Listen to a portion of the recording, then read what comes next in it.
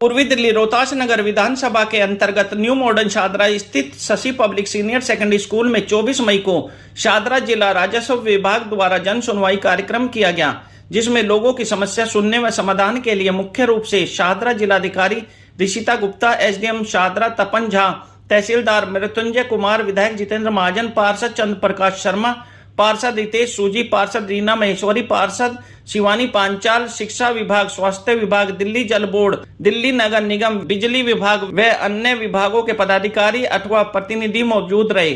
जन सुनवाई कार्यक्रम में काफी संख्या में क्षेत्रीय लोग, समाज सेवी संस्थाओं के प्रतिनिधि, RWA सदस्य उपस्थित रहे।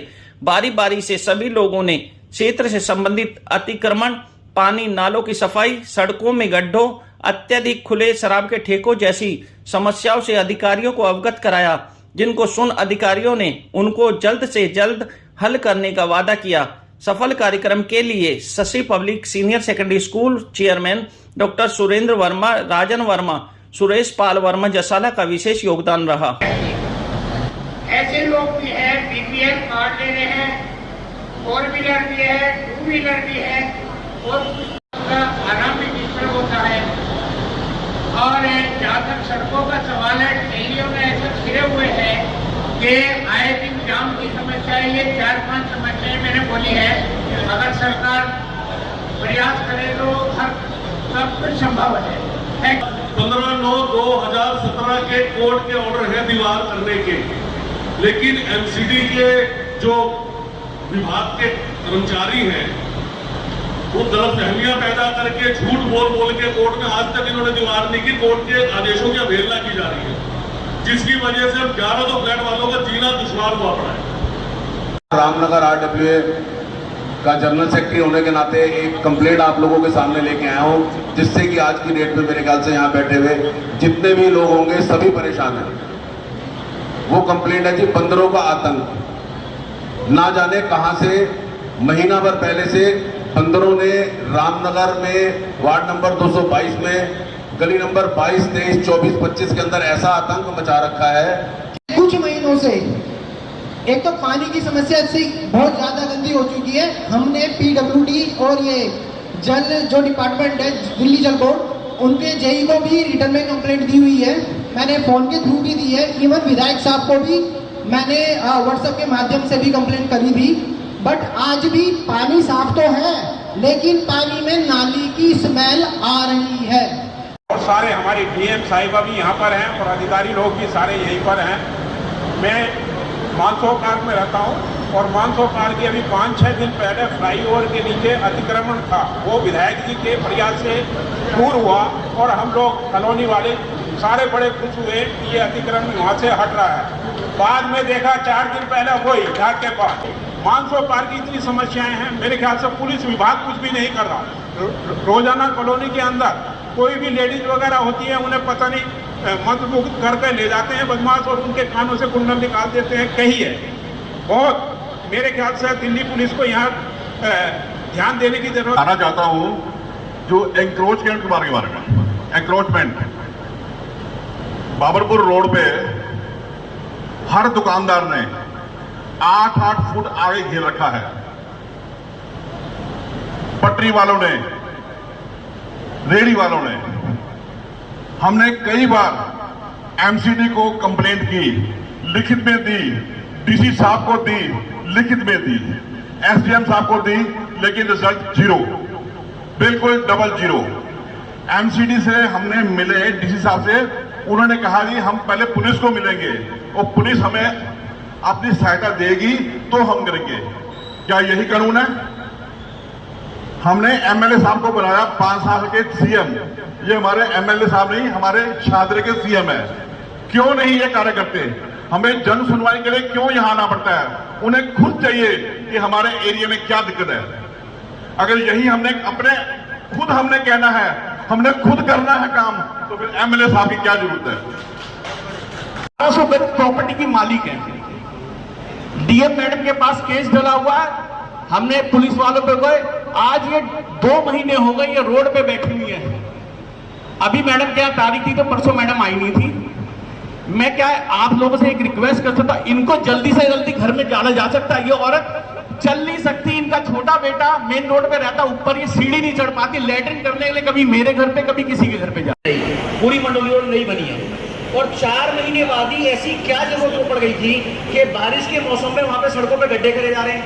कल एक बहुत बड़ा हादसा हुआ है, शिवानी जी ने देखा, हमारे विधायक जी ने देखा, वहां पे एक इतनी बड़ी आग जली हुई है वहां पे। कल हादसा बहुत बड़ा होना था और अगर किसी को ये लगता है कि हादसा बहुत छोटा था, छोटे में टल सकता था, मलेशिया की यूट्यूब पे एक बार डाल के देखें कि आईजीएल की लाइन में अगर कोई प्रॉब्लम आती है तो कितना बड़ा हादसा हो सकता था। वो हादसा हुआ उसी वजह से हुआ। मैं ये जानना चाहता हूं ऐसा क्या था डिपार्टमेंट्स के पास में, क्या जरूरत पड़ गई थी बहुत ज्यादा कि बारिश के मौसम में नई सड़क डली है 4 महीने पहले, उसमें गड्ढे करने की क्या आवश्यकता थी। दूसरा क्वेश्चन ये है, नत्थू कॉलोनी चौक पे जब से पुल बना है, जब से फ्लाईओवर बना है, तब से आज तक जाम खत्म नहीं हुआ। वो जाम कब खत्म होगा, कैसे खत्म होगा? आज अगर यहाँ पे सारे डिपार्टमेंट बैठे हैं तो एक बार थोड़ा इसके बारे में विधायक जी, मैं आपको 100 बार कह चुका इस बात को, आप भी कहते हैं एक बार जब होगा तो कराएंगे, इसको खत्म कराएं। न्यू मॉडर्न शादरा में एक बुद्ध बाजार लगता है, मैंने उसके बारे में कई बार आरटीआई भी लगाई, उसका क्वेश्चन ये आता है कि इलीगल है। अगर वो इलीगल है तो हटाया क्यों नहीं जा रहा वहां से?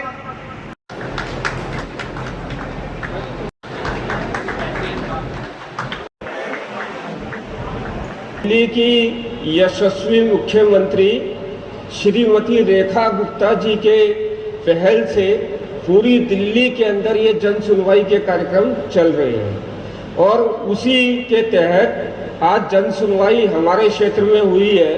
पहली जन सुनवाई ये हुई है, आने वाले समय में और जन सुनवाई के कार्यक्रम होंगे और निश्चित रूप से आप लोगों ने जो शिकायतें बताई हैं, कुछ शिकायतें ऐसी हैं कि जिसके अंदर पैसे की व्यवस्था चाहिए, बजट की ज़रूरत है, और कुछ शिकायतें ऐसी हैं जो बिना बजट के सोल्व हो सकती हैं। वो सारी शिकायतों पर जो है कार्रवाई की जाएगी। हमने आपको मैसेज भी डाला था कि अपनी शिकायत लिखित में दें। लिखित में जो शिकायत आप लोग दे रहे हैं उसका जवाब भी आप लोगों के पास जाएगा, ये हम लिखित में जवाब जाएगा, ये हम सुनिश्चित करेंगे। पिछले 1-1.5 साल से यहाँ पे डीएम के रूप में हूँ और 1-1.5 साल से देख रही हूँ कि सर कितने प्रोएक्टिवली और कितने पैशन से अपने एरिया की इश्यूज को रेस करते हैं, not just as a public representative but हमेशा एक ऐसे लीडर के तौर पे कि जो कि समस्याओं को समझ के उनके समाधान की तरफ भी सुझाव हमें देते हैं। तो थैंक यू सर, आपकी गाइडेंस बहुत इम्पॉर्टेंट रहती है हमारे लिए भी इस तरह के इश्यूज़ को रिजॉल्व करने के लिए। मैं वेलकम करती हूँ हमारे काउंसलर्स का, हमारे पब्लिक रिप्रेजेंटेटिव्स का, जो लोकल लेवल पे इन इश्यूज़ को समझते हैं, रेस करते हैं, हमसे फ्रीक्वेंटली मिलते हैं, हमारे सामने प्रेजेंट करते हैं और कोशिश करते हैं कि आप लोगों के बीच में और अधिकारियों के बीच में एक कांस्टेंट ब्रिज बना रहे। पर जैसा कि एसडीएम साहब ने भी और एमएलए साहब ने भी बताया कि ये सिर्फ ब्रिज सफिशिएंट नहीं है दिल्ली की समस्याओं को हल करने के लिए, इसलिए बहुत ज़रूरी है कि हम खुद आके आप लोगों की समस्याएं समझें। और मैं इस चीज़ को बिल्कुल मानती हूँ कि हफ्ते का एक दिन जो है वो सफिशिएंट नहीं है। इतनी तरह की समस्याएं, इतने बड़े एरियाज़ हैं और कितनी समस्याएं ऐसी जिसका लंबा समय होता है, जिसको सॉल्व करने में लंबा समय लग जाता है।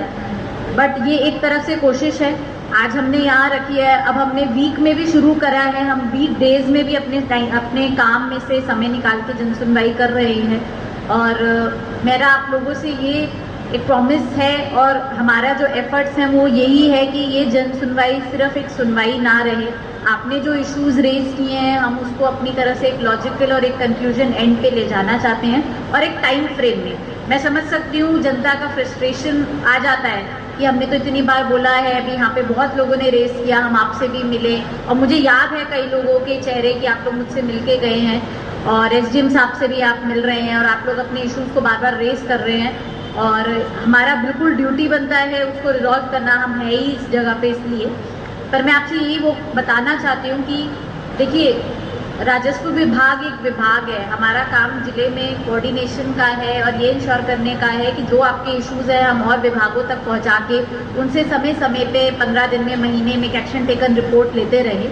बट अल्टीमेटली हमें भी जो है उन डिपार्टमेंट्स के साथ टाई अप रखना पड़ता है, कंसल्टेशन करना होता है। जैसा सर ने भी बताया कि कई बार किसी चीज़ में बजटरी कंस्ट्रेंट्स होते हैं, कई बार कुछ और चैलेंजेस होते हैं जो हम ट्राई कर रहे हैं। तो आप लोगों की जन सुनवाई के माध्यम से हम कोशिश करेंगे इन इश्यूज़ को और फर्दर हायर लेवल तक भी रेस करें, जैसे आज दिल्ली जल बोर्ड के रिगार्डिंग, PWD के रिगार्डिंग, MCD के रिगार्डिंग, मेजरली इन 3 डिपार्टमेंट्स के रिगार्डिंग बड़े इश्यूज़ आए हैं और इनके हम हेड ऑफ द ऑफिसेस को भी हम हर जन सुनवाई के जितने भी मिनट्स होते हैं, जो भी हम रिकॉर्ड करते हैं, हर डिपार्टमेंट के हर विभाग के सीनियर अफसर तक भी पहुंचाते हैं और उनसे फिर हम मीटिंग भी करते हैं समय समय पे कि क्या उस पर एक्शन हुआ। तो हम कोशिश करेंगे पूरी कि आपने जो भी इश्यूज़ रेज किए उसको हम रिजॉल्व करें। जो आपने रिटर्न में ग्रीवेंसेस दिए हैं, कंप्लेंट्स दिए हैं, उनका हम आपको रिजॉल्व करके आप तक भी हम उन्हें कम्युनिकेट करेंगे कि ये एक्शन लिया गया है। नगर के लोग बैठे हुए हैं, आप एक बारी इनका बात सुनकर यहाँ से जाएंगे और एक बारी फिर उसके बाद हम सारे इकट्ठे बैठेंगे। मैं यहीं पर दिल्ली की यशस्वी मुख्यमंत्री आदरणीय रेखा गुप्ता जी के पहल पर पूरी दिल्ली में जन सुनवाई के कार्यक्रम चल रहे हैं, जिसमें जनता सीधे अधिकारियों से अपनी बात रखती है और अधिकारियों के द्वारा जनता की जो समस्याएं हैं उनका समाधान किया जाता है। ऐसी पहल दिल्ली के अंदर पहली बार हुई है कि अधिकारी जनता से मिलने के लिए खुद जनता के द्वार पर आते हैं। आज ऐसी एक जन सुनवाई हमारे क्षेत्र में थी। निश्चित रूप से जनता ने अपनी बात रखी है, पीने के पानी की समस्या को लेकर बात रखी है, सड़कों पर अतिक्रमण को लेकर अपनी बात रखी है और निश्चित रूप से अधिकारियों ने विश्वास दिलाया है कि आने वाले समय में इन शिकायतों के ऊपर कार्रवाई होगी और जो शिकायतें रिटर्न में जनता ने दी हैं उनका रिटर्न में जवाब अधिकारियों द्वारा दिया जाएगा। सरकार द्वारा हर विधानसभा में जन सुनवाई के कार्यक्रम शुरू हो गए हैं। RWS और जो भी क्षेत्र की जनता है सबको ये सूचना दी जा रही है कि जो भी आप लोगों की समस्या है इस प्लेटफॉर्म पे आके बताइए।